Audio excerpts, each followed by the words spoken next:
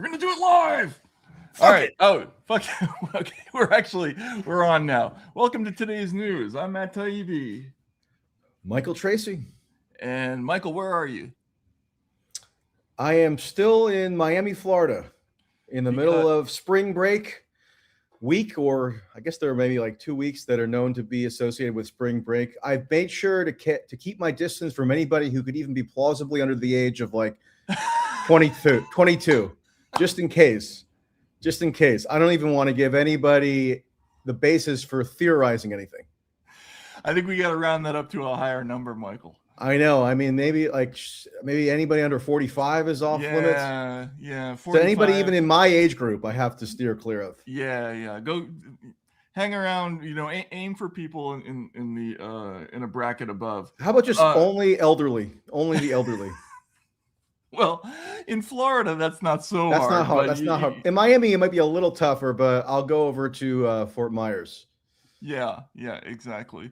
Hold on a second. Are the comments down?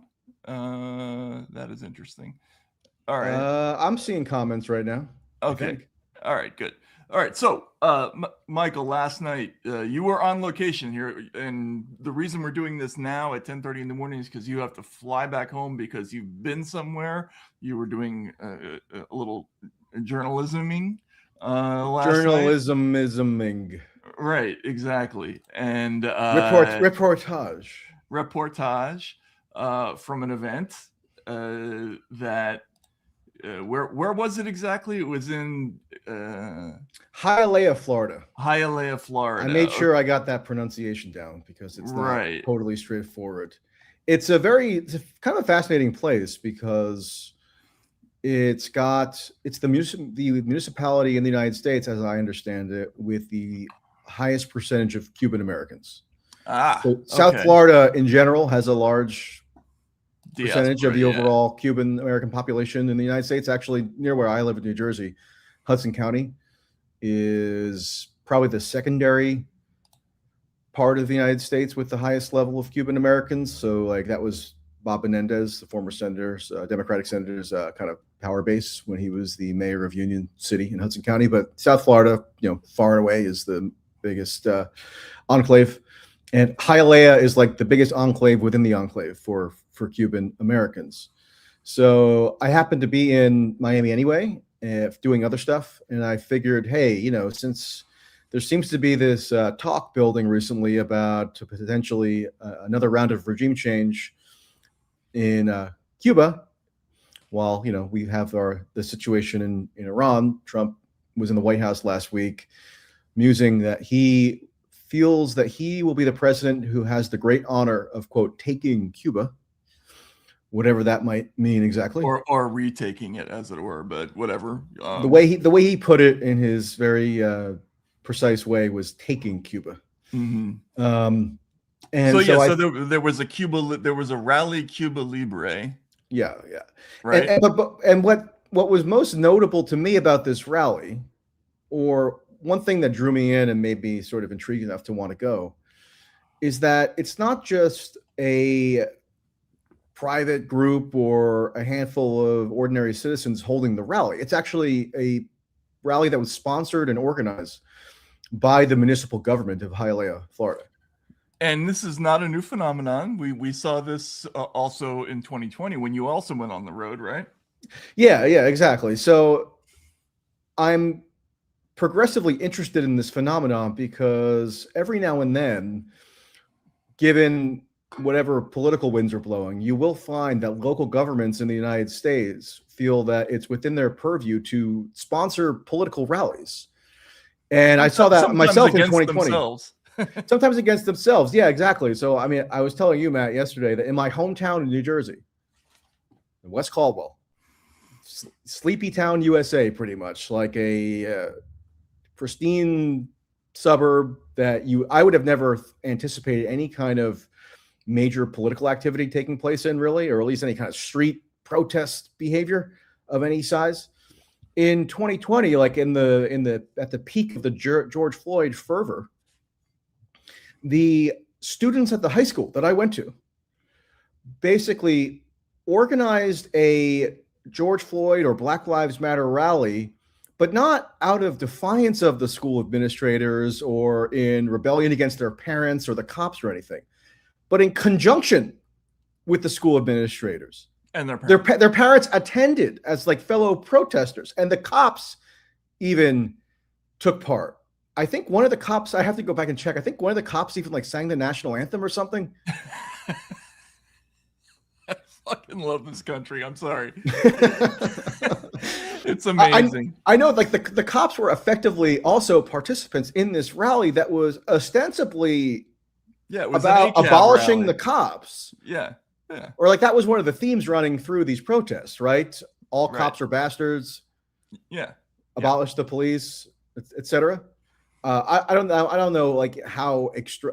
I wish I had known about this protest in advance in my hometown. I definitely would have went, but I only heard about it in hindsight and or after the fact. And so I don't know how extreme the protest sloganeering was. I would assume there was a handful of kids that probably went all the way with their catchphrases and whatnot. So that just unto itself to me was like a very significant or interesting phenomenon to observe just about American civic culture, because it was almost like the George Floyd protest there, where this ad hoc equivalent to like a 4th of July parade or a Memorial Day parade or like a, I don't know, Easter egg hunt, maybe not Easter egg hunt, but like a Thanksgiving commemoration. You know, it was like a civic holiday that was just declared on the fly.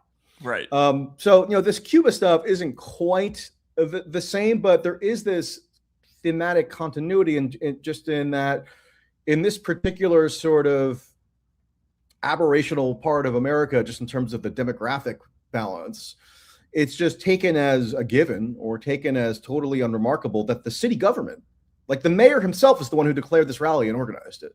Right. And I don't know if we have the photo available. You can pull it up. Like there was and we'll have a much more professionally produced video. No, we sent a shooter, so we're gonna have like a big piece of video with interviews, and we're gonna talk about some of those just to give some folks, you know, a little bit of the flavor of what this thing. Yeah, so like. I mean, I just on my phone just took a handful of video photos and videos, so we'll give people a little taste of it. But you know, when you walk in, one, let's put that up while Michael talks. Okay. Yeah. Well, anyway, I mean, eventually we'll have our guy here pull up a photo that I took of the city of Hialeah had a tent set up, or had a series of tents set up with the city logo. You know, beautiful Hialeah, Florida. Okay, so this is just on the line waiting to get in. I just, you know, snapped a photo of these. I wanted to interview these two, but they didn't speak English. That was another funny part of this whole thing. Like, most of the people could at least talk, you know, speak some English, but there are some people who don't speak any English at all, or at least not enough to do an interview with. And I hadn't brushed up enough of my Spanish Duolingo, or updated my high school Spanish proficiency to do a full Spanish interview. Maybe we should have like filtered out for a camera guy who actually spoke Spanish. The guy last night didn't. Yeah. So here we go. Here's like a Trump banner, right, for in the city sponsored event. So this is like this is at like basically the height. It looks like it's like the town football field or soccer field. Exactly. It's like permanent. And they're in the bleachers. You know, you got the big Trump banner. People were chanting. You know, there's Trump chants the whole time. Everybody was pro-Trump uniformly at this thing. I remember Trump in 2024 won Miami-Dade County for the first time in I forget how many years for a Republican, but he flipped Miami-Dade County, which was like one of the few remaining Democratic bastions within Florida. Right. Although actually Miami did elect a Democratic mayor recently, so it's maybe flipping back a little bit. This is just a lady who's, you know, t-shirt or camisa. I had to take a photo of, just like daddy's home. Like that's what I imagine they want Trump to declare once he strides into Havana as like this conquering hero. Yep. And we had some Make Cuba Great Again stuff going on. And then you interviewed some folks in the crowd. But if you could pull up the photo, there's a tent that I was mentioning. Yeah, there we go. Okay, so this is like the city of Hialeah tent, right? Mm-hmm. And what are they sell? What are they giving away at this tent? Well, this lady had a mini little shop set up under the auspices of the municipal government, where they're selling the Make Cuba Great Again hats in obviously the style of the classic Trump hat, and they're all other kinds of like regime change stuff. So it's just like, it's just interesting to me when government entities feel that they're doing stuff like they wouldn't even perceive this as political, probably, right? They wouldn't see themselves as transgressing any like political boundary, but it clearly is a political demand. I mean, they're calling for Trump to take effectively military action to overthrow a government. And yet it exists for them in this realm, at least in their kind of collective minds, that it transcends the political, which is part of why the George Floyd, state-sponsored protests were seen as totally acceptable as well, because it wasn't about politics, right? It was, this is about, something that transcends politics, human rights or racial equity or what have you. That to them was not something that they would have conceded as even a politically oriented issue, such that you can have the state government like essentially endorsing it and there's no problem. So like when an issue, and then one of the ironies I found is that when an issue reaches that transcendent state, it's the most politically salient, ironically enough. Right. Because it's not thought of in terms of just partisan bickering or something. It's something that is just like now this tenet of our collective faith. And again, that only accelerates the political potency of it. Yeah. Well, and look, and this is part of this thing that's been happening in America for the last 10 years now. Just everything bleeds into everything else. Like NGOs don't have separate missions from the organizations they ostensibly watch over. Government contracts blend into private contract. I mean, it's just, and then in the media, the roles are interchangeable, like, editorial and reported journalism. There's really no dividing line anymore. It's just all one big piece of mush. It's all just the media. Right. Yeah. So another thing that was interesting, and I did an interview with this woman, but I thought there's probably going to be more politicians there than there were. There were some, like the town council was there, the mayor was there, but they also had a Florida state senator who was a Republican, Ileana Garcia. She actually served in the first Trump administration as a spokeswoman for the Department of Homeland Security, and she got elected to the Florida State Senate, and she represents, I'm not sure if she represents Hialeah itself. I think she does actually, but somewhere in that area. And it was just fascinating because she gave the speech that she gave was entirely in Spanish.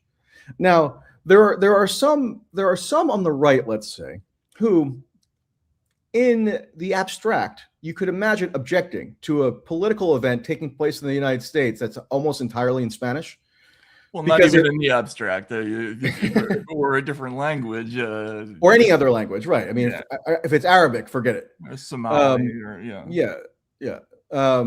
Somali language? I mean, maybe there's a Somali dialect. Yeah, there's a Somali dialect. I'm not sure what language I'm talking about, but but anyway, they object to instantiations of what they see to be this ethnic factionalism that is not fully assimilated into the broader American culture, where speak English, mother effer. Remember that whole remember those T-shirts and bumper stickers and whatever. Right. But it was just interesting that we had that exact dynamic, but at a Republican event that was like 100% unanimously, ardently, virulently pro-Trump and Republican, and so that was just an interesting phenomenon to me. And so this state senator gives a speech, and she, at what point in the speech I could make out that she was talking about Marco Rubio. They call him Marquito. Mm-hmm. Because he's like the native son of Miami, right? And he's and they have big hopes for 2028 for him. And she got the crowd chanting for Marco Rubio 2028. Mm-hmm. Mm-hmm. And so obviously, were he to run, which I think there's every reason to think he will, if there's any opening whatsoever, which I'm sure there will be. I could even see Trump preferring Rubio at this point to Vance, because like Rubio is his right-hand man at this point. Like he's still got this hybrid role of Secretary of State and National Security Advisor. Remember when Trump shuffled out Mike Waltz last year as National Security Advisor and plopped him in the UN ambassador job, and we were told at the time that like eventually we're going to get a new standalone national security advisor appointment, and it just never happened. Like he just liked Rubio like occupying this. Yeah, because those two jobs aren't difficult at all. There's no reason to manage to manage. Both he's also like the national archivist or something. Oh, that's right. That's right. Okay. Well, that's a sensitive topic. But anyway, that gives you a topic that I think gives you an insight into how fondly or how comfortable Trump is with Rubio now that they never even bothered to fill the national security advisor job. So he's like the equivalent now of a Henry Kissinger, who also had that hybrid role under Nixon and Ford. But Rubio strikes me as probably even more influential than Kissinger was. Also, he can run for president where Kissinger exactly. Yeah. Kissinger was born in Germany, right? Yeah. So you interviewed some folks. But it was just like, so just as a little bit of like a 2028 early, maybe a little bit of a horse race, boring pundit preview.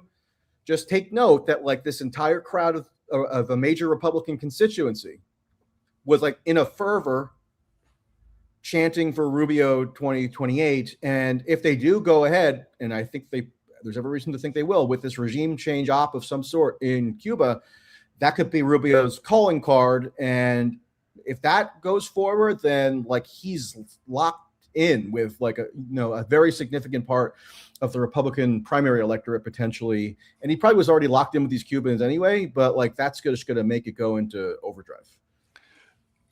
As a random story, I was once seated in coach next to a senator from Florida on the way to Manchester, New Hampshire in the middle of a campaign season. And we had a really interesting discussion that was, it wasn't off the record, but it wasn't something I want to get into too much. But you're not at liberty to disclose who this Florida senator was? We didn't talk about anything. It wasn't Rick Scott, was it? No, but put it this way. One of the things that came up was when parties decide who they want to run for president, the likelihood of winning Florida is a major factor. Oh, I think I know who it was. Yeah. So it was probably Bill Nelson, right? No, it wasn't. Oh, really? Okay. Yeah. Okay. But in that sense, I'll pry this out of you eventually. Maybe eventually. Okay. So you interviewed some folks about Epstein and what happened there. Okay. So I love just randomly interjecting questions about Epstein to people because it's just the funniest topic to get people to just opine on, right? And you wouldn't think necessarily this would be front of mind at a Cuba Libre rally, but one of my favorite things that I've done in the past year or so was I went to the Jersey Shore in July, like after the Epstein thing kind of blew up again. And I just thought, what's a good way to spend my Saturday in the summer beach season? Go to the Jersey Shore, go to the boardwalk in Seaside Heights, and just ask random people about Epstein. And it was actually fascinating. What did they say? Well, I mean, people could pull it up on my YouTube if they want, but like amazingly enough, and I promise this was not planned whatsoever. The first guy that we ended up speaking to had just like a month or two prior gone with his wife to the U.S. Virgin Islands, where they took a boat tour to where they could sail around the Epstein Island. Outstanding. Because that guy was just so into it, and he was like, he had a whole Pizzagate theory, he had a whole QAnon theory, and he was pro Trump, and he wasn't quite sure how to reconcile that yet, so he's kind of like working through it. And some of them, obviously some of the people hated Trump, so it was a mixed bag. It was like very representative of like popular sentiment. So I love doing that in general. But so one of my favorite moments of last night was they had a lot of musical acts, right? Too many for my liking, because maybe I'm not open-minded enough, but like one or two Cuban rap songs was sufficient for me. But I powered through it, and I asked one of the Cuban rappers who's coming around like taking selfies with people, and he's got all the the neck tattoos and the teeth thingamajigs, and he's a real the grill. Yes, yeah. Thank you. And so I interviewed him, right, and I interviewed him first about like what he thinks Trump should do in Cuba. Does he support the Iran thing? And I threw in, so what do you think about Epstein? And it's like being partially translated by like one of his guys is with him. And eventually the guy who does the translating, like he can't tolerate the question. He doesn't even want to hear about Epstein, so he goes away. So I'm like at a loss now as to what this guy is saying. But he goes into this whole Spanish tirade about, I heard him say pedophiles. And maybe we'll get somebody to translate what this answer is. I don't even know, but it was just funny. Like this is like the last person on earth you would ever expect to hear make a statement about Jeffrey Epstein. But everybody, the whole world now has a position on this. I know. Like, so everybody had heard about it. Obviously, there wasn't anybody I had to explain it to. One thing I enjoy doing is, so like when I first asked them about it, kind of their first instinct is almost a defensive reflex where they're trying to explain how Trump didn't do anything, and that's not even really what I was trying to ask them about. I'm almost more curious about like how do they understand what the Epstein issue even is? Like, how did they synthesize it? How did they distill it? And so that's the question that I asked a bunch of times to the people that I well, how do people distill it? Well, can we back up for a minute? And talk about something that happened in the last week since we last spoke. What did I do? Oh, not you. No, okay. No. I thought you found out the scandalous thing that I did over the past week that I didn't actually do, but maybe would make my life more interesting. With those definitely not at all 22-year-olds. No. I mean, hey. So can we, mystery producer? Can we throw up that graph of the how the discourse works today, the circular thing? Michael retweeted it over the weekend. It was pretty interesting. But I think this was something that somebody tweeted at me. Yeah, somebody tweeted it at you, and you retweeted it. Yeah. And so why bring this up? Okay, so it's basically a loop, right? Schizo's posts schizo theories on Twitter. It would be nice if they spelled that correctly, but whatever. Podcasters read Twitter and repeat them on their podcast. Twitter users share podcast clips as proof of their schizo theories. Repeat. And then loop I think schizo, with the way they spell it, that's a Yiddish delicacy. Actually, yeah, I was going to say the delicatessen. It's like a Yiddish. It's like a confused bagel or something. Yeah, like schizo ball soup. Yeah, that's right, schizo ball soup. So okay, and one of the first things that we talked about was this really funny interaction where basically that Professor Jang, who's now omnipresent, he quote unquote Professor Jang, quote unquote Professor Jang. We don't really. Apparently, he like teaches high school or something. Who knows what he is? He seems like he just like materialized out of the ether from some other realm. But what's so funny about that is that he was on the air with Jimmy Dore, and he's talking about how he got information by listening to somebody on Jimmy's show, right? And then he was Kirk Metzger, who's like right, out of his mind, right, a legend comedian, and hates us both. But essentially, that doesn't just hate me. It's like going around like declaring that he knows for certain somehow that I am personally a pedophile. Oh, well, okay. So it's like not really even like arguably funny at this point. So I better not confirm that in any way. No, I'm kidding. That's horrible. So thank you for your sympathy. Yeah, no, look, I am absolutely sympathetic because that it's not like that hasn't happened to me before. Although people go around declaring you a pedophile. Not a pedophile. It's like exactly. That's kind of the worst thing anybody can be kind of capriciously going around and declaring you to be. Yeah, no, I get accused of other felonies, but whatever. Okay. So that was like a prime example of how shit works in media now. Like you have this random guest who is listening to other people in the podcast verse talk about things, gets invited on by other podcasters, perhaps even the same podcaster, repeats the same stuff back as though they have a unique novel insight, right? And really all it is, it's just like watching laundry go around. Like basically it's the clothes are spinning, and then what happens is as more podcasts get involved in the process, you just get more and more of the stuff. So we had a big piece of news last week, a legitimate piece of news, which was that Joe Kent resigned, right? And he was National Counterterrorism Director?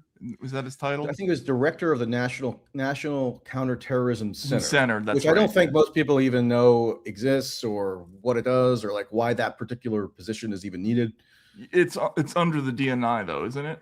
I'm not sure about the exact bureaucratic makeup, but he says that he did report to Tulsi Gabbard as the director of national intelligence, and he was also her chief of staff in the first couple months of the second Trump administration before he got confirmed as director of the Counterterrorism Center. So who knows? I mean, you can kind of like shake up the bureaucratic pyramid chart like as you please in any given administration. We'll have to clarify that because technically everybody kind of reports to the DNI, so it's in the intelligence world. So, but whatever. Joe Kent was, they ultimately report to the president, like that we do know constitutionally. Yeah. No, but in the intelligence world, though, information anyway. But even the DNI position is sort of opaque bureaucratically. Like that was an invention of the George W. Bush years after 9/11, and like there was even talk in the second Trump administration of potentially wanting to abolish that position. Like if you read that, remember that notorious Project 2025 document that all the liberals were freaked out about, and they were freaked out about like for all the wrong reasons. But like if you actually went and read it, they were talking about like in order to enhance the lethality and the efficiency of the intelligence community and have them best able to carry out the will of the next Republican president, we should even think about abolishing the director of national intelligence because it's sort of superfluous. So it's a little bit, again, sort of obscure what the precise bureaucratic role is of that particular position. Unlike, say, the CIA director, John Ratcliffe, who is demonstrably much more influential in this administration on a day-to-day basis or substantively than Trump. Like if you look at some of the footage of them planning this Iran operation or running it, Ratcliffe is typically in the room with Trump. What's that? You mean the Gabbard? Yeah, compared to Tulsi Gabbard, whereas Tulsi Gabbard, I don't know, shunted aside to some, cavern somewhere. Yeah, the DNI doesn't really have the huge staff that, say, the CIA does, right? Like, but Avril Haines, Tulsi Gabbard's predecessor, she was always with Biden. I mean, so it just depends on what the preferences of the president are. It depends. Okay, anyway, Joe Kent leaves his job, and there's immediately a story about how he's willing to be a witness in the trial of the alleged. This is about a week later. I mean, this wasn't immediate. This is a new spin to keep the story going by your old pal Schellenberger. Was it just Schellenberger? I believe so. I mean, he put that out as this breaking news a few days ago. Okay. And you have to pay the paywall to read the breaking news. Right. So but the quotes were, it's not something I sought after, but I'm willing to do it. And Schellenberger clearly asked him, would you be willing to testify at a Charlie Kirk trial to generate this news? Right. Yeah, exactly. So now everybody's on this thing that, somebody who had a high-ranking intelligence position is willing to testify at the trial of the accused shooter of Charlie Kirk. Tyler Robinson, yeah. Because theoretically there was pressure by the FBI to non-investigate potential exculpatory evidence and involving potentially other nations, right? I forget how. Yeah. So I mean, how this whole meme came about was that what really did happen immediately upon his resignation is that he scheduled an interview with Tucker Carlson. That was his big public debut. Yeah, and then the day after that, there was the appearance with Candace at the National Academy. Right, but on the Tucker Carlson interview, which is the very first interview that he did, first they go through sort of the timeline of him becoming disenchanted or having these concerns about the Iran operation and like what led up to the resignation. But then, as the podcast wears on, which tends to be the case, into the second or third hour, they start going a little bit far afield from the initial premise, which is, and it was Joe Kent and Tucker kind of sketching out what Joe Kent called a dark theory for why it is that Trump allegedly betrayed his campaign promises or went back on his America First agenda and attacked Iran. Now, I would argue that's a total misreading of what Trump was actually campaigning on in 2024 and what his first term record was. We don't have to get into that. It's just that, Joe Kent, he was, spinning out this theory that there could be a darker reason than any of us can imagine as to why Trump did what he did in Iran, and it involves threats to Trump's personal safety. So they were speculating with this kind of like wink and a nod and insinuating language that it's possible that Israel is threatening Trump and sort of forcing him to go to war with Iran because Israel may have been involved in the Butler assassination attempt in July of 2024, and also, wink and a nod, may have been involved to some degree or another with the Charlie Kirk assassination. Now, it seems like Joe Kent, and he doesn't have any independent basis for suggesting as much. Didn't he give a quote along those lines? There was a quote along those lines, if I remember. Well, like in a subsequent interview, of course, with Breaking Points, they bring up Epstein, right? Mm-hmm. So to further bolster this thesis about how Trump is being compelled or cajoled, or has his back against the wall, and that's why he's doing what he's doing with Iran, they bring up Epstein, with the idea being that, or Sagar brings up Epstein to Joe Kent, and Joe Kent muses that it's possible that, although he doesn't think Trump himself is implicated in anything, it's very possible that the Epstein network, whatever that is intimidating Trump vis-a-vis Israel, meaning that they could be holding some sexual blackmail over Trump's head and thereby coercing him into taking these foreign policy actions. And Joe Kent even says to Sagar, and this gets right to the sort of premise for why you brought this up. Joe Kent says that as to his potential Epstein component of this theory, it's not based on anything that he learned when he possessed a high-level security clearance in the U.S. government as the director of the National Counterterrorism Center. It's, quote, stuff he read on the internet. Right. But if he's just repeating back stuff he read on the internet, and God only knows what stuff he read, but he's repeating that back, but now it's got the seeming imprimatur of this high-level guy who is also, personally courageous and going out on a limb to, almost blow the whistle and inform the public about something that's gone desperately wrong, right? Yeah, but it's one of the craziest examples probably of late of this feedback loop phenomenon. No, so yeah, the exact quote is, at the NCTC, we never touched any of the Epstein stuff. That was all under DOJ lock and key. So I don't really have any insider knowledge beyond what I've read personally. Same stuff you've read on the internet. So okay, so he's like reading Whitney Webb, probably. Right. I mean, this is beyond belief. So, guy resigns from high-ranking intelligence position. Starts on the podcast circuit and immediately starts theorizing about shit he's read on the internet, that he's been reading on the internet, and now this creates this acceleration. Yeah, the momentum keeps barreling forward with it. Right, exactly, and it's not out of the realm of possibility that. Completely out of the realm of possibility that there might be some kind of exculpatory evidence, or that there was something suppressed or whatever, but it's not based on anything. Well, what he says about the Charlie Kirk thing is that he, in his capacity as director of the National Counterterrorism Center, felt that it was in his purview to examine potential foreign links to the Charlie Kirk assassination. And if you recall, the thing that got immediately proclaimed the day of that killing, by harebrained internet users, was that Israel did it. It wasn't even by harebrained internet users. It was by a very it went beyond that, but it then went to like prominent media figures who were just echoing what they saw on their algorithmic slop feed.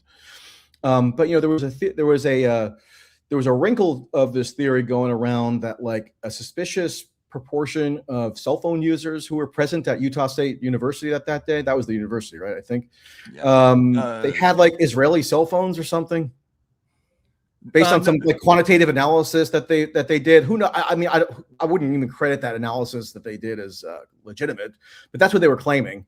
Yeah, and that wasn't the basis of it though. It was one of the bases. one of the bases, but the original imprimatur of that, I'm sorry, the original basis of the whole thing was a call from some prominent media folks to other prominent media folks who immediately started speculating about. Oh, really? There was a call. There was. I didn't even know about this. There were, on that first day. Did you dial in or? No, I mean, I was a little bit removed from that, but anyway, yeah. So they, this all got because supposedly Charlie Kirk was becoming. We were told, or it was claimed, that Charlie Kirk was becoming much more staunchly skeptical of Israel. Right.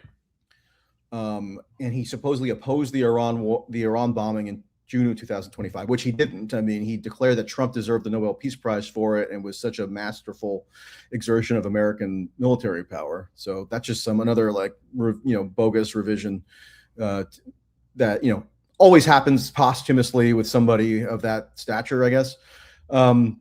But I was following what Charlie Kirk was saying contemporaneously because he was just like a mouthpiece for Trump, pretty much. And once Trump made the decision that this war was the bombing was going to happen, Charlie Kirk was all on board, even though he would sound certain notes of potential skepticism.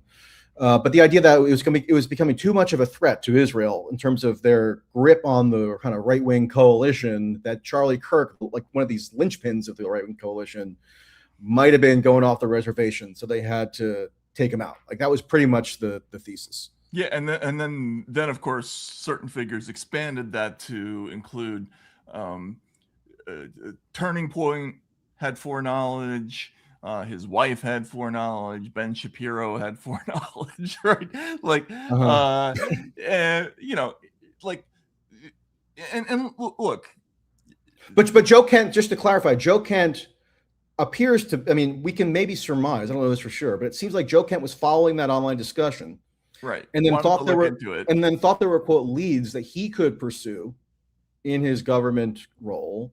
And then he claims he was thwarted from pursuing those leads by the FBI. Yeah. Because the FBI turned it over to the state authorities in Utah, and Joe Kent no longer was given access to the relevant file or something like that. Right. So the FBI is now in on the cover up, and et cetera, et cetera. But look, you can have as many theories as you want about what was going on with Charlie Kirk. You can think that he was having second thoughts about support of Israel, all of these things.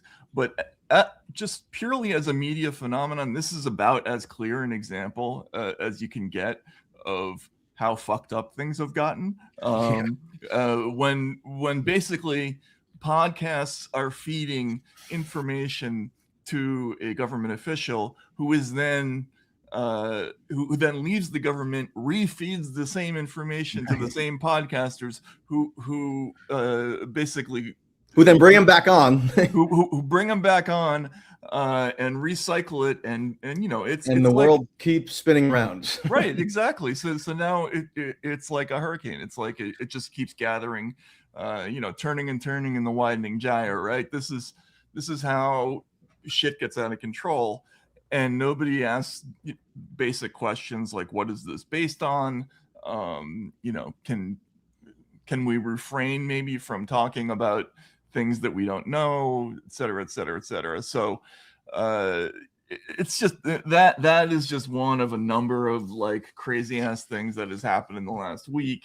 Yeah. And that's extra insidious from my perspective, because the whole point of that tangent that was introduced first on Tucker's podcast by Joe Kent, and they're kind of going back and forth on it and in real time, almost, sketching out their theory.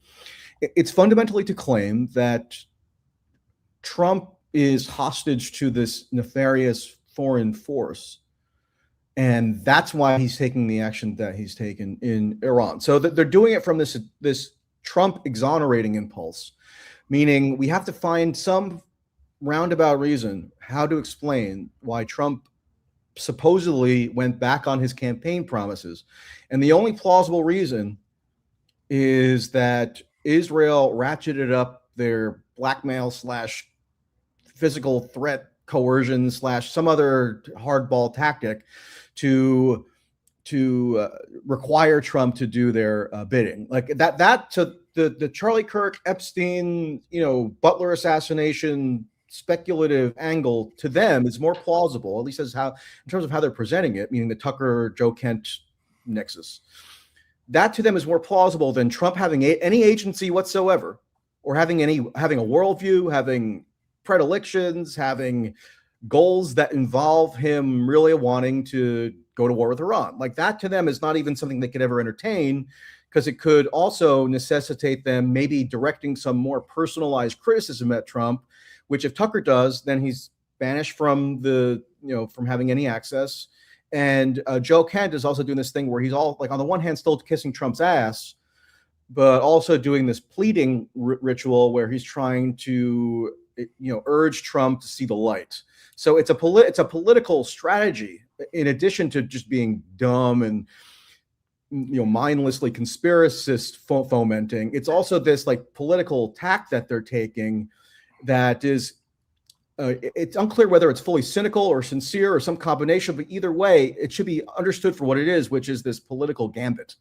And for people who can't stand this comparison, even though it's absolutely I would say it's very solid. There's a reason why there was a secret sexual blackmail component both in the first term and in this term. Yeah. In 2016, there was just a world of people in Washington who were completely in denial about the fact that Trump won the presidency, and the only way they could explain it to themselves was, oh goodness, the Russians must have cheated, and they are, they're operating Trump as a puppet, so it's really Russia that got elected, not Donald Trump, or whatever it was. Yeah, it was Manchurian candidate. It was a Manchurian candidate thing, and it was demented, and a figment of their imagination. Well, actually, in some cases, it wasn't. There were people who actually helped turn that into a story. And they got super majorities of Democrats believing, not just some of these looser theories around nebulous Russian interference, whatever that exactly meant, because it was kind of a weasel word, but the most hardcore theory that Russia actually tampered with the voting machines and fraudulently installed Trump into office. So, with people like, Adam Schiff and even, Bernie and Elizabeth Warren would occasionally toy with this rhetoric, meaning hack the election. Like that was understood by Democratic voters, understandably enough, to mean that Russia literally did hack the voting machines. So you had Democrats operating from this bizarro world sort of standpoint in terms of how they were perceiving events as they unfolded with Trump. And I think you're going to go and now make a potential parallel, or assert a parallel here with the Epstein story, which is similarly causing these phantasmagorical notions in terms of like what our current state of political affairs is. Rather than confront head on why is Trump making this decision, is this in line with what he said all along, or is he doing it for reasons X, Y, and Z that are ill-advised, or whatever it was. No, they have to explain it to themselves in terms of he's being blackmailed by, sexually blackmailed by Israel, and now everybody is on board with this shit. John Mearsheimer, who was kicked out of Intellectual America for saying a few things that I think were basically true about the invasion of Ukraine, which is that before that, about the Israel lobby, he and Stephen Walt wrote a formative book, kind of first sort of positing that something existed called the Israel lobby in around 2006-07, and it caused a huge firestorm. But then, the Ukraine stuff came later, and then he was exiled for that. Right, he was exiled for that. Maybe he wasn't exiled because he's always had tenure at the University of Chicago. So, like, how exiled can you really be? Right, but there are a couple of things that are like I don't know how you describe this. It's like a signal that the media has given up on you, or has declared you a non-person, and one of them is a hit piece by who's that? Is it Isaac Chotiner, the guy who does the email interviews in the New Yorker? Yeah, the ones that are like, why the fuck did you say this? He's pretty good at it. He is. He's good at it, but just that's basically your gravestone in American cultural life. So he got that, but now he's back on board talking about how effectively elites were raping little girl. What was the quote? It was effectively raping underage girls. Yeah, he says like now we know like what his point in that one podcast that he did, and he's like on 1 million podcasts a day now. I mean, I don't know what other work he could possibly even be doing over at U Chicago, but so even like somebody he's like 79 years old or something, even he is now podcast addled. But I'm not discounting him entirely. I think he's still got some good analysis, but like there's some red flags in terms of like where his mind is drifting off to. But he was on some, one of these, tediously long form podcasts where, of course, they get into Epstein, right? And this is from, I think, last month. And he's talking about how, the average person was already very wary of the elites that rule over us, but they just didn't have the hard data yet. They didn't have the hard data to prove that the elites were serving their own selfish interests and not looking out for the popular good. But now Mearsheimer says we have the data. The Epstein files are out. We know that these men were going around raping underage girls, effectively raping underage girls. Yeah, and we know that they were involved in pedophilia, and like that makes that really gets people's gears turning. And like I don't because he said you can discover this if you just spend an hour or two reading through the Epstein files. I would love to know which specific files he apparently read through. I hope he didn't search for pizza in the DOJ search bar. I hope he had a slightly better research methodology than that, but it's unclear because he doesn't specify any particular evidence, right? No. He's just speaking in the abstract because he's probably just absorbing these kind of ill-founded takeaways that he's seeing across the media, ecosystem. I'm beginning to think, Michael, that we really should do a reading of Michelle Speaks or whatever that book is.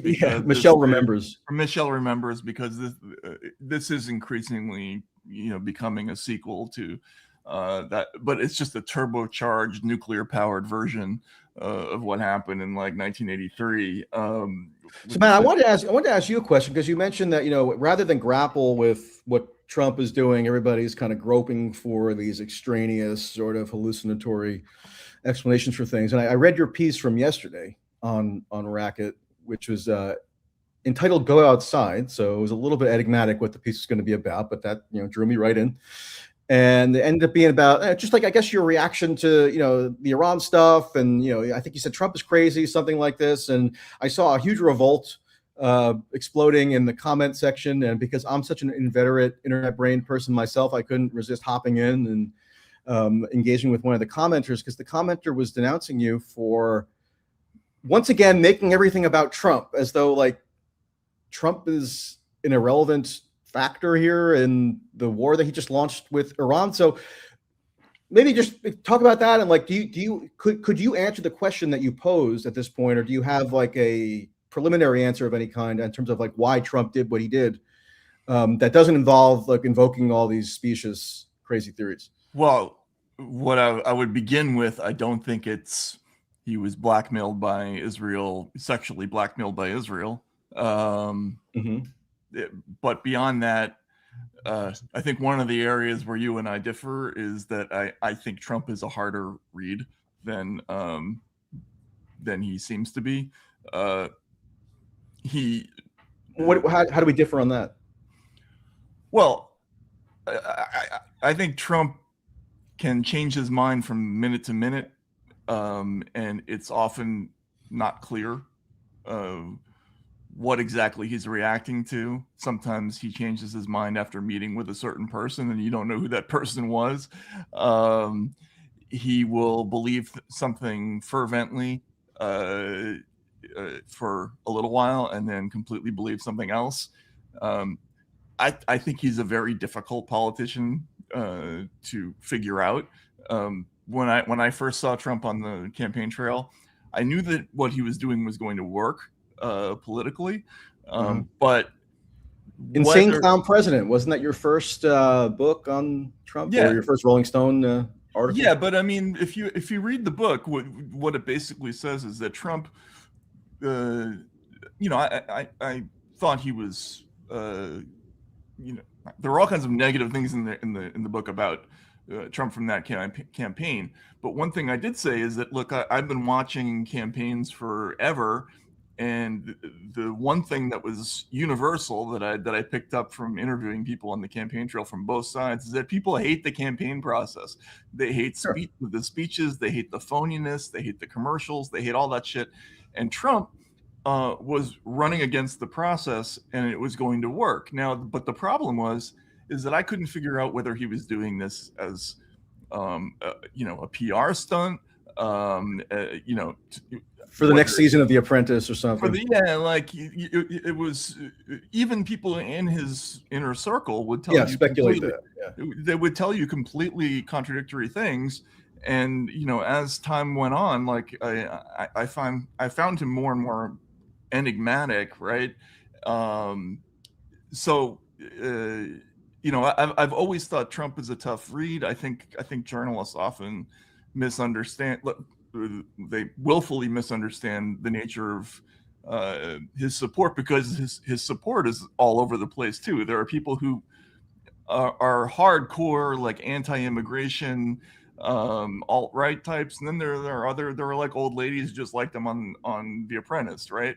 And so it's never clear. Or on Fox and Friends or something. Yeah, exactly. So with Iran, I was a little surprised.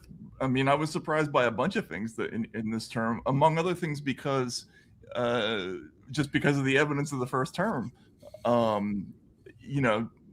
Trump he'll say things like, "I'm great at war," we'll hit them like they never, like nothing they've ever seen. Bomb the shit out of them. We'll bomb the shit out of them, and then in the next breath he'll talk about how you just got to do a deal with people, right? And if you read, like, I actually read his books, right? Or I read The Art of the Deal, and I've read it.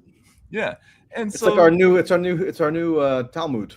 Yeah, so I thought he was basically a sales creature whose gimmick was basically getting as many votes as possible in the same way you try to get as many customers as possible. Like, I thought that was the primary key to understanding Trump. I don't think that anymore, because I don't think that what he's doing now can be explained as a vote garnering strategy, right? So but he's not going to garner. He doesn't have to garner any more votes. No, I mean, unless you think he's going to abolish the no. Politicians traditionally operate in terms of trying to maintain levels of support, right? But he literally doesn't have to solicit any more votes, and he's got. No, but it would be better to not lose the midterms if you were. I know, but that was almost a given anyway, just given the historical patterns, right? So, I mean, Trump doesn't care about Trump does not really care that much, I don't think, about whether the Republican Party in the House and Senate does particularly well. I mean, yeah, he'll help them, but that's not, it's now almost a given in the era of Trump. So, like in the past 11 or so years, that when Trump is on the ballot, Republicans overperform. When Trump is not on the ballot, but just sort of in the ambiance, Republicans underperform, because you can't draw out the voters who just want to vote for Trump and who don't really care to vote for Republicans per se. Yeah, but there's also, why is that? And this is another thing that politicians don't understand. A lot of them don't understand all that well. Name recognition is the number one predictor of turnout, right? So when you have celebrities on the ballot, it tends to bring more people out. But just to get back to your original question, the whole point of my piece yesterday is, I am a mentally healthy person, at least I think I am, and Trump is not at the center of my universe. Like, I do not define myself by being for or against Trump. I'm neither, right? Neither do I. I never have, as you know, given our Russiagate mutual experience. Right. Yeah, I mean, like, if you tell me that he's innocent of X, and and that was how the Russiagate thing started, And I was even highly skeptical of all the prosecutions against him in the interregnum period. Yeah. I think there were one or two, or a couple of the charges might have been winnable, but they were shitty, mostly shitty charges, right? The Espionage Act, really? Yeah, the Espionage Act. I mean, look, you're always guilty under the Espionage Act. That's it's like a catch-all. I hate that law. So the point of that article was just to say, like, you know, I don't get this. Like, I think this is crazy, but I think they're all crazy, and that's all I was really saying. And yet, people were denouncing you for now being a new sufferer of TDS. Well, so which they found shocking and bewildering. So this is, but what's so hilarious about that is that this is completely the opposite phenomenon now, flipped on its head, right? Like, when Russia gets started, any of us, there were only a few of us who stood up and said, this story doesn't make a whole lot of sense. It would be nice to see a little bit more evidence. Could you share that with us? Immediately, we were all denounced as Trump supporters, right? Or anti-Trumpers, or whatever it was. Or receiving rubles, in an envelope to New Jersey. Right. So now the new thing is, if you're against this war, or like you would rather not have to worry about this shit, or about the destabilization of the world, or of possible economic collapse, or any of a number of things. Now you have TDS, right? So that's just what that piece was about. I'm not sure. I'm not sure that you and I differ so much in the way that you maybe imagine, because I don't disagree that Trump is, quote, harder to read as a political figure than a conventional political figure who was training their whole life to become a politician, went to law school, served as like somebody's, chief of staff, and then, went through the ordinary route, right? They tend to formulate a political sort of program and policy preferences in a much more explicable way than Trump, who introduced something novel. So I'm not even denying that. And yeah, of course, I've read the Art of the Deal, and one of the central tenets that he expounds there is this idea of truthful hyperbole. Right? It's a sales tactic, meaning you'll have maybe a kernel of truth to something, and you'll just keep repeating it over and over, and you're selling a product, and that's a great way to get the New York City municipal government to allow you to refurbish the Woolman Rink at a discount or at a higher rate or whatever it was. So I'm not necessarily contesting or disagreeing with much of that. I just think that on Iran in particular, Trump hasn't been that difficult to read, because we've got 4 years worth of data from the first term. We have 3 presidential campaigns that he ran. We have a record of policy actions in the first term and a record of specific policy actions that he was pledging to take in a second term during the 2024 campaign. Not just the platitudes and the slogans and like the RFK Jr., Tulsi Gabbard, Elon, Joe Rogan sort of, wish casting around, Trump's going to barrel in and abolish the deep state and end all the wars. Like, that was part of the marketing tactic. But in terms of what he was actually calling for specifically, people kind of tuned it out, or didn't want to hear about it, or didn't want to accept it. But he was calling for ramping up what had already been. If you listen to Tulsi Gabbard, because remember, I covered her very closely. I knew her personally. I think I know Tulsi well too. Yeah, exactly. So I mean, she contemporaneously during the first term, and this is part of what drew me to her, she was very meticulously chronicling what Trump was doing in the first term that she said at the time was leading ineluctably to what she called a regime change war against Iran. And she was actually pretty prescient in that. Now she's subordinated herself into the Trump Borg, so she can't be truthful about it any longer. But she was actually truthful about what were the ramifications of Trump's first term policy on Iran, whether it was the imposition of the maximum pressure sanctions to destabilize the government in hopes that it would cajole the population to rise up and overthrow the government, or the assassination of Soleimani, or him being, he said, minutes away from bombing Iran in June of 2019 over like a ticky-tack unmanned drone incident over the Persian Gulf. And there are a billion other examples from the first term. And he continued that in the second term. He appointed a cast of people at the peak of his political capital after he wins the 2024 election, right? He can pretty much pick whoever he wants and the Republicans are going to approve it. He picks Rubio, apparently, as the person who is most compatible with him in terms of enacting his foreign policy agenda. Rubio is one of the most hardcore but Iran hawks or interventionists in the United States Senate. He appoints Mike Waltz as his national security advisor, who's one of the most ardent hawks in the House. That wasn't even a position that was subject to Senate confirmation, so he could appointed like Bozo the Clown if he wanted. He appoints people like Elise Stefanik and whomever, and then as a little political patronage thing, he throws a bone to Tulsi Gabbard as the DNI, who's now frozen out, and who even knows like what her sincere views are on any of this stuff any longer, because she's made so many trade-offs to assimilate herself into Trump world. Yeah, but this is all explicable. I mean, I don't understand. Like, there's not that much confusing about Trump's trajectory on Iran in particular. So I just don't get that argument. Okay, and look, I don't think we need to get into this too much because, no matter what the answer is here, I don't feel terribly strongly about it. Okay. But. I just feel like if we're going to be ridiculing people who have their own sort of blinkered explanations, maybe we should give our own more intelligible one. Well, as best we can, as best that question is answerable. That's part of my thing, is that I don't particularly know for sure what the deal is here, right? Yeah. I would say there are a number of possibilities that would explain it, but again, going back to Trump's basic idea, and if not just the art of the deal, but if you read all of the sales literature that clearly informed that book, his as you talked about, the exaggeration is truthful hyperbole. It's one of those things, like, I think you walk into a room and you say, I think we can both agree that that we're not going to pay $1 million. You're probably not going to pay $1 million for this product, right? And the other person is like, $1 million, like I wasn't even going to pay, even anywhere near that price. You end up selling it for $75,000, which is what you were really trying to do all along.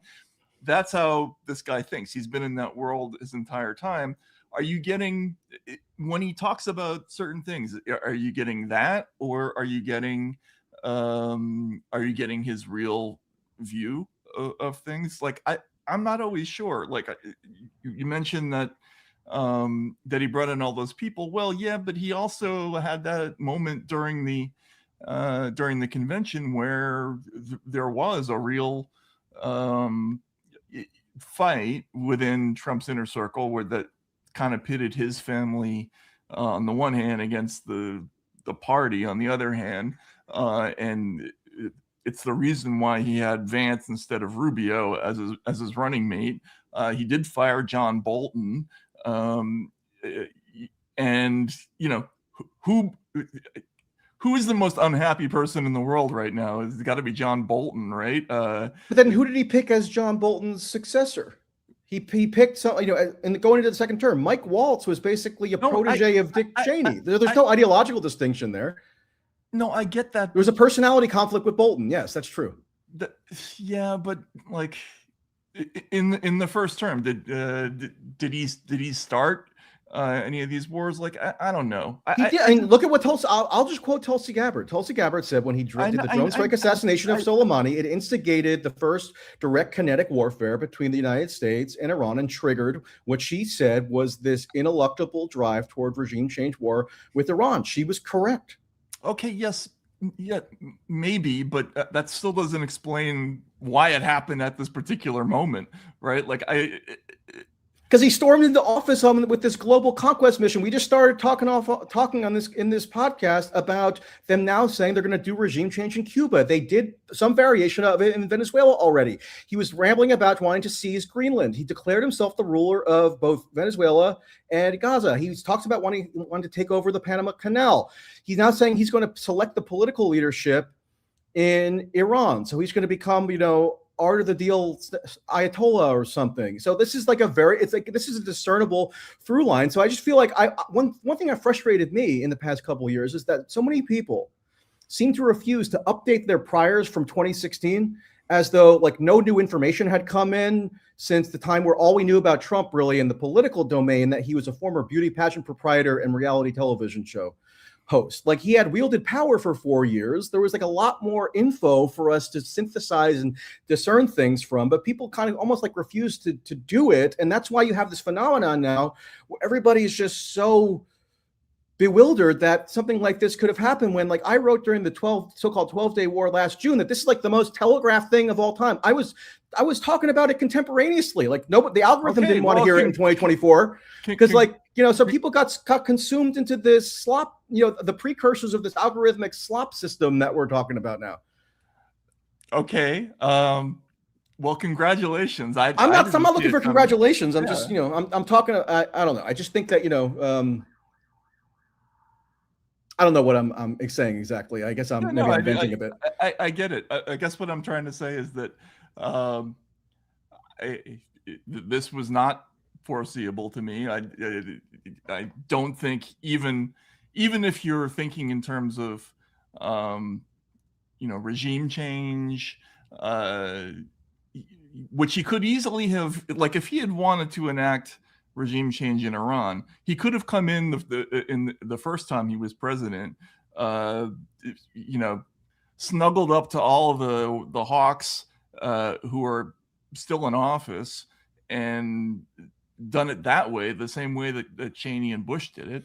But in the first term, he had guys like Mattis, remember, and Tillerson, who were, although, quote, establishment in a sense, they were a little bit more conventional in their thinking, such that they were trying to advocate for him to stay in the Iran nuclear deal.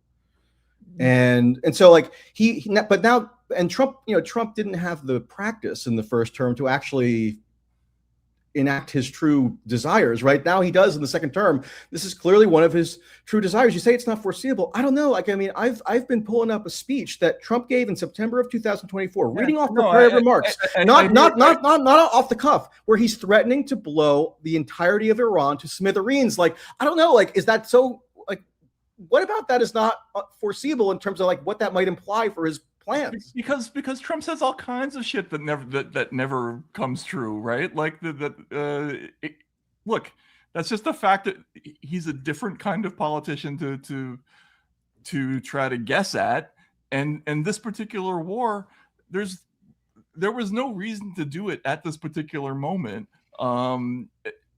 As you have correctly pointed out, the only reasons are actually in his own head, and his own head to me is not particularly transparent. So that's all I'm saying. Don't jump down my throat. Okay, Michael. I'm not jumping down. Like, I know you have some feelings about, like,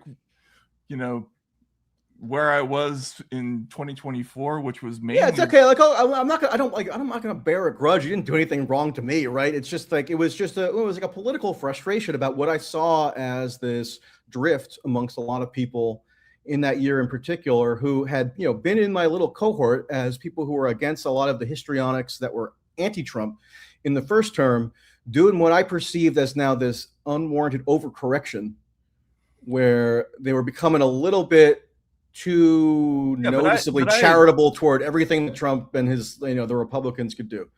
Well, no, but I had also been sunk into this years-long investigation into the speech thing, which was 100% true. Like, by the way, I'm not calling for your execution. They just won the case yesterday, by the way, the Supreme Court case based on our shit. Not in the Supreme Court, but in the actual lower court case. So I was terrified of that stuff, and I think there were legitimate reasons to be terrified of that stuff.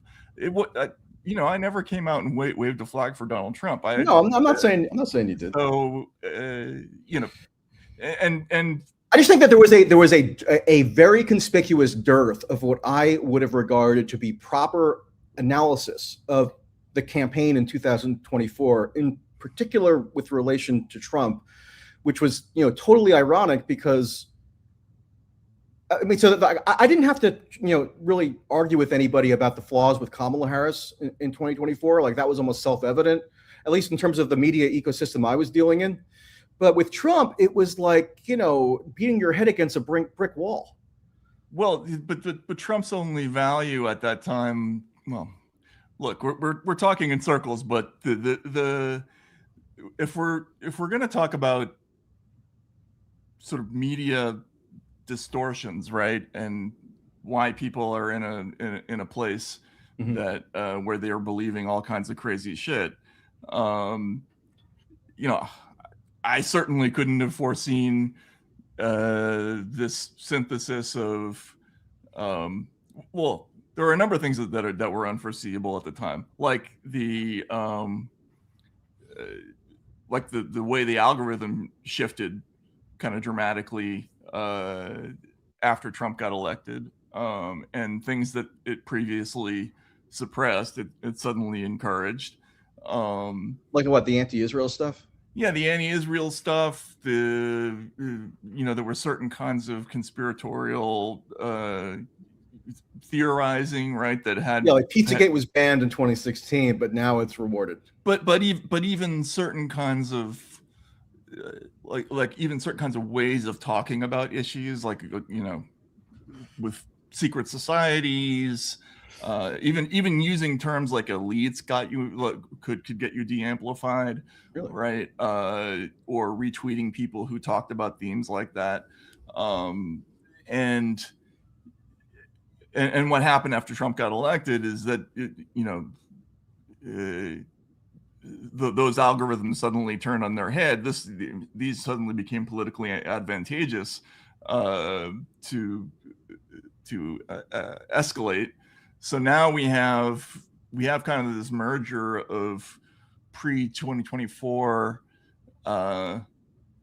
sort of anti-Trump corporate media merging with sort of the pro-Trump, or not pro-Trump, Trump adjacent podcast world, right?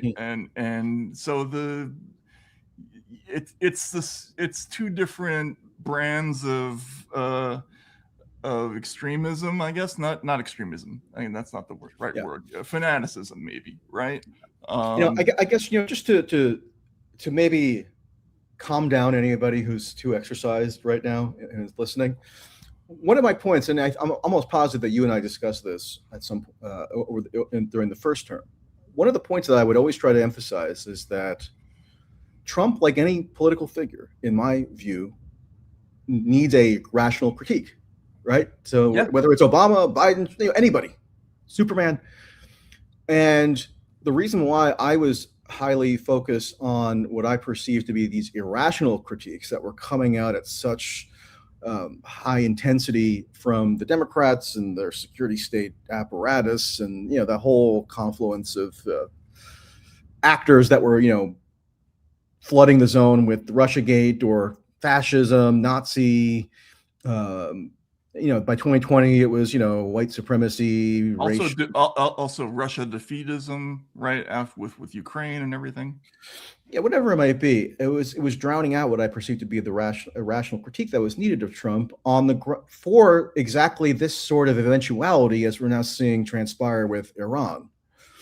So that's where I'm coming from on this stuff in terms of. So I've never been somebody who just reflexively wants to slam Trump. It's boring. Like I don't sit around vegetating in front of these liberal podcasts or like trying to adopt an MSNBC style. I did the exact opposite. That's why I was like a semi-regular guest on Tucker Carlson's show talking about this stuff on Fox in the first term. But it was all with an eye toward, okay, so what could Trump actually do that might actually be worth objecting to, but people are not going to necessarily be primed for or able to interpret if they're so consumed with this hallucinatory mania.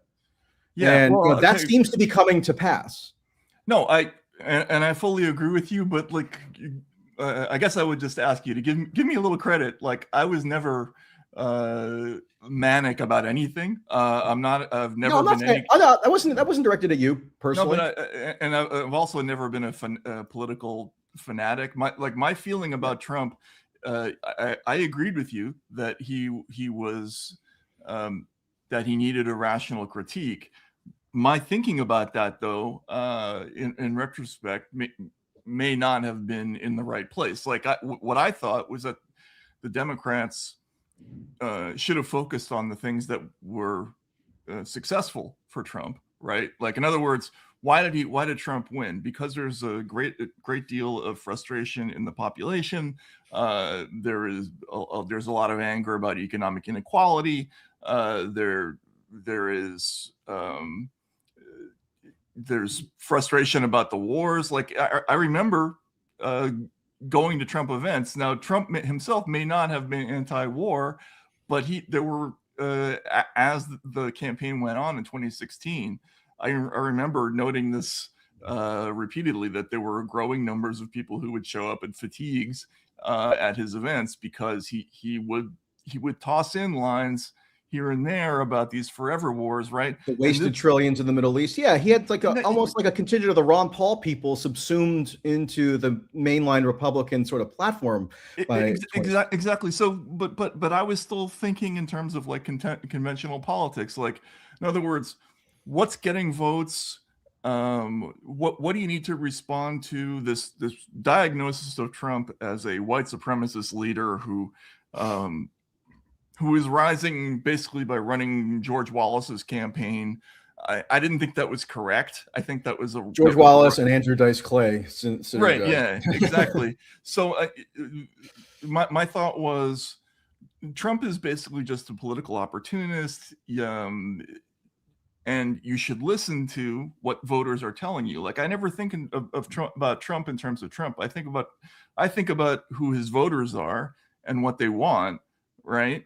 And if you listen to his voters, they'll tell you the same 9 things most of the time, right? Like, there are some people who do like him just as a celebrity, but for the most part, they're frustrated about everything from stuff that's being taught in schools to the lack of jobs, to living in a place where you're 150 miles from the nearest birth center, like the decline of the functional infrastructure in the country, right? Now, is it reasonable to believe that Trump was going to fix those problems? No. I never said that I thought he had offered good solutions to those problems, or that he was necessarily believable in those areas. But clearly, he was winning with a lot of those voters because he was talking about these things. And his Democratic opponents were not engaging on those issues. Instead, they were trying to sandbag and using all these quasi-illegal methods, right? Which were crazy. So that's I pretty much agree with all that. That would have been my rough heuristic as well from like in the 2016 time period. I'm just saying that now, and like the 2024 time period, though. I'm not so sure about 2024. I think that's really? I think that's sort of a misapprehension. I don't believe that really anymore about 2024. Look, I mean, we had 3 successive election cycles that involved Trump. Like, we don't have to all stay perpetually stuck in this 2016 time warp.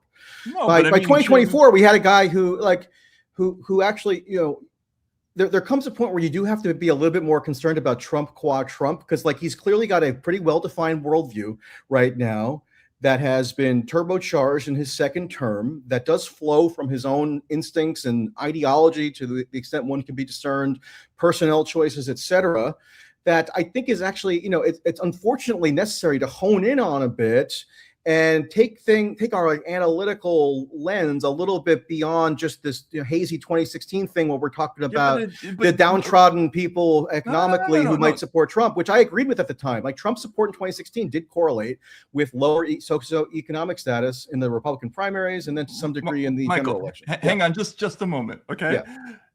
In 2024, it was still a huge issue for Trump voters that there was a well-funded attempt to get him removed from the ballot using the Insurrection Oh yeah, that's Act. True. Yeah, no, I agree with that. There was still incredible frustration about him and lots of other people being taken off the internet. Even Bernie Sanders said, like, if the president can be taken off the internet, who's in charge, right? use of criminal prosecutions to try to get him. Oh yeah, I agree. So all those things, I think they weighed in his favor, right? Right. And they were major factors in his reelection, and I don't think it's like being stuck in 2016 to say that he was being elevated by the dumb behavior of his opponents. Like the dumb behavior of his opponents. I agree with that. Yeah, was still, I think, the dominant factor in his election in 2020. Sure. I meant stuck in the 2016 vortex, as in constantly going back to Trump, appealing to people who are disenchanted with the system in some way, or have a lower socioeconomic status, or fed up with the wars, stuff that people were kind of sussing out in 2016 to explain his ascendance. I'm just saying by 2024, you're right. It was a very heavily sort of personalist appeal. Like look up that term, like meaning it was heavy about Trump himself. Trump was a tribune for the grievances of a lot of his supporters, and there was a lot of legitimate grievances given these insane tactics that were used against him. But I'm just saying, with such a heavy personalist case being made, everybody just strangely overlooked, I don't know, his Iran policy, and then here we are today. No, you're right. You're absolutely right. I just didn't. I thought somebody who had basically he ran a very smart campaign, right? Yes. Smarter than the Democrats by a lot, right? Twice. Not so much in 2020, but definitely 2016 and 2024. Yeah.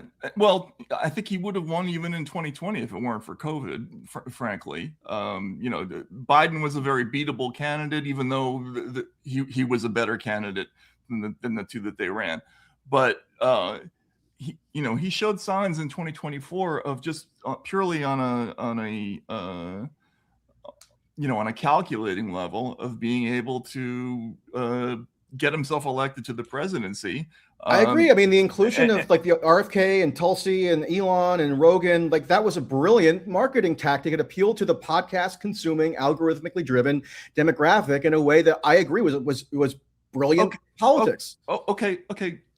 And I don't think it's completely irrational to think that somebody who understands politics well enough to get elected might continue to try to pursue the same kind of political strategy going forward. Like I know a lot of people in the Trump orbit. I didn't hear anything along the lines of, we're planning to get elected and then pull all this shit. Like that I didn't hear. Like I wasn't like 1,000% plugged in, but I was a little bit plugged in. And I didn't get wind of any of this shit. So look, I mean, people hear what they want to hear, especially if they're looking for a job. Well, that's probably true. I mean, case in point, Tulsi Gabbard, right? I mean, she had the audacity to go in front of a crowd at Madison Square Garden on October 27th, 2024, and say a vote for Trump is a vote to end wars, not start them. And Robert F. Kennedy Jr. had the audacity to come on next and say a vote for Trump is a vote to end the warfare state, as though Trump wasn't pledging to continue what he did in his first term, which is introduce record-breaking military budgets. And then we got another 200 billion request for the Iran war supplemental, and he already included the 156 billion from the big beautiful bill. I mean, people hear what they want to hear. They will then project out to an audience that they feel needs to be politically sold to. And it's sort of human nature, I guess. And Trump was such an omnipresent force that like people could project anything they wanted onto him at that point. I'm just saying, like, I would hope that the journalistic imperative would have tried to have been a little bit more exacting, so people wouldn't be so bewildered and befuddled when an eventuality like this comes about. But I couldn't get anybody to sign on with that in 2024. So in hindsight, clearly, this it had to be at least a little bit in the works. But at the same time, what was happening in 2024, it was hard not to pay attention to the fact that the outgoing vegetative presidency of Joe Biden was firing ATACMS missiles into the territory of Russia as a lame duck. Like was which Trump has continued and in fact loosened the restrictions on Ukraine for firing long-range missiles into Russian territory. Now, if you had asked all these like podcast listeners in October of 2024, would you anticipate Trump 2.0 doing that? It would have been 95% no, because they were getting the wrong information filtered to them. Yes, but like, has the war been solved in 24 hours? Like, I haven't Googled today, but probably not. No, but certainly there were competing camps within Trump's circle. They believe different things, and even now there are still competing camps, even within, for instance, the people who are in his intelligence agencies. Certain things get out, certain things don't get out. The Epstein, the whole reason we have Epstein files out is emblematic of kind of what's going on within the Trump presidency writ large, which is that there's sort of massive confusion. There are some people who came in believing that they were going to be able to release a ton of stuff. There were some people who thought that was going to be the entire organizing principle of this term, was just going to be the release of the Epstein files is going to be the organizing principle. Releasing mass disclosure of UFO, JFK, whatever. Well, no, not even that. Like actual stuff. Like I know for a fact, Russiagate stuff. There are still things from the church files, believe it or not, that that they have and have not let out, right? And there was the church committee from like 1978, was it, or 76, 75, 76? Okay. Yeah. And they found some of that shit. We did some reporting about the prohibited access stuff, and that only came out after a tremendous amount of effort by like a small number of people who are like in a minority position now within the government. And but all of this ultimately is subsumed to in a presidency, the buck does stop with the president. And if you don't know what's going on inside the president's mind at any given moment, and you gotta I've been at an event with people in the administration, right? And they're basically just waiting to read the tea leaves for the next Truth Social post, like everybody else. Like, they have no real unique insight into the topics that are coming up as to like what the plan is. And right. This is where I think Joe Kent was probably on the mark, is not the weird theorizing around Charlie Kirk or assassinations in Israel, but when he says that his perception was that the policymaking process had gotten much more cloistered around Trump, meaning restricted to a handful of inner circle people. So, with respect to Iran, so it's like Rubio, Hegseth, Kane, the chairman of the Joint Chiefs, Ratcliffe, and maybe Susie Wiles, and that's maybe pretty much it.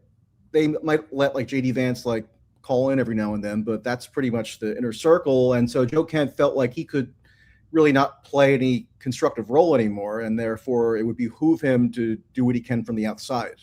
Like that, I think, jives with everything that I've been hearing for a long time. So I'm getting texts as the show is happening from people who are kind of not in the administration but adjacent to it, right? Who are basically telling me about the divisions within the various departments. And I have to admit, I did not spend any time really at all on the Pentagon stuff, except to do some stories on the legality of the lack of legality about the Venezuela stuff. So this is not an area where I was plugged in at all. I can tell you that on the intelligence side, there are just schisms everywhere, and there are intramural battles where there are certain people, and they're not hard to identify. Certain people lost big last summer and were kind of booted out of that inner circle you just mentioned, and others were brought into the trust tree, and within that little powwow, shit is happening, and it's not easy for me to figure out. I commend you for having seen it coming.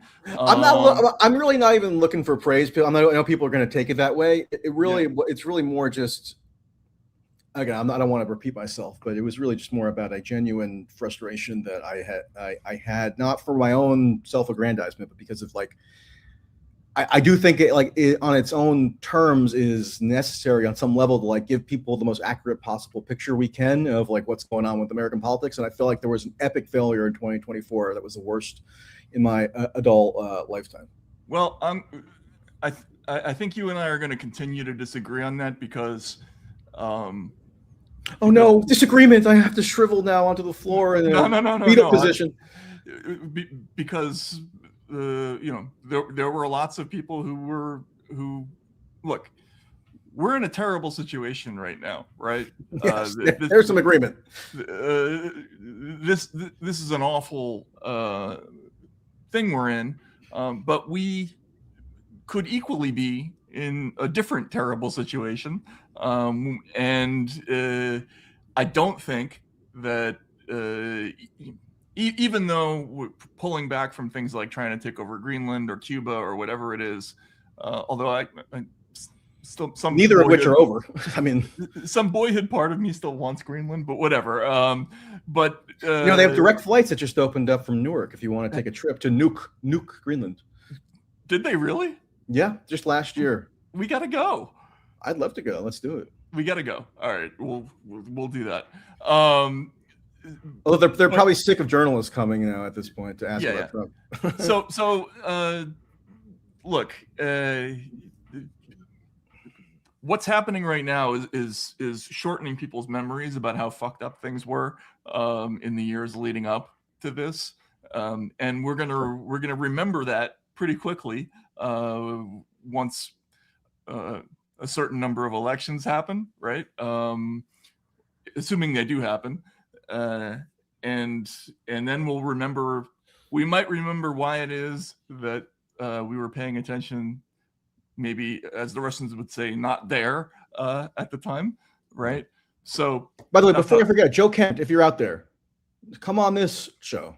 Yeah, no, he's on every show under the sun. Yeah, he's an invitation has been extended. I will be polite. I'm not going to be gratuitous, but I have some queries that maybe he hasn't been asked as of yet, and I think it would be informative. Okay, a couple of quick notes. We do have a little bit of we're going to have some breaking news coming out on Racket later today. It's not a huge story, but it's a little bit of a story in the sense that it's a ripple. It's a ripple, and don't take it as any kind of position on this war at all. It's just that we got wind of something that. A meeting between Iran and Russian military contractors, and we're going to tell you about that. I don't think even the Trump administration knows about it, so we're going to publish that. My position on the war is that it's a crazy misadventure. So if anybody feels more comfortable telling me stuff in light of that position being openly declared, then feel free. Right? Feel free to talk to Michael as well. Yeah, there's also we're going to complete the March Madness tournament also. So stay tuned. We're going to have a show on Friday. That's going to be a tape thing, and we're going to have some more from that event that Michael went to last night. So thanks. Yeah, the thing from last night will be like a standalone video montage, whatever, right? So that should be good. Exactly. There will be funny. There will be darkly amusing stuff. I promise. There will be funny to quote Daniel Day-Lewis. By the way, is that your favorite overacted Daniel Day-Lewis role? Although I thought he was pretty good in that one, actually. There Will Be Blood? Yeah.